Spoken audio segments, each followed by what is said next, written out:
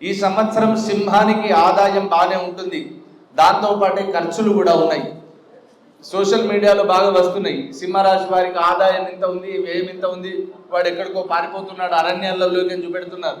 అవన్నీ కూడా వట్టి మాటలే. కనుక ఎలా అంటే, ఇప్పుడు మీది ఉదాహరణకు మీ సింహరాశి అనుకోండి, మీ సింహానికి గురువు లాభంలో ఉన్నప్పుడు ఇందులో మీకు రాశి ఫలాల్లో చాలా ఇబ్బందులు ఉన్నాయని చెప్పినా కూడా మీ జన్మకుండలి ప్రకారం గురువు కనుక లాభంలో ఉంటే ఇటువంటి రాశి ఫలాలు మీకు ఏవి కూడా వర్తించవు. కనుక దీన్నే ప్రధాన దృష్టిగా పెట్టుకోవాల్సిన అవసరం లేదు.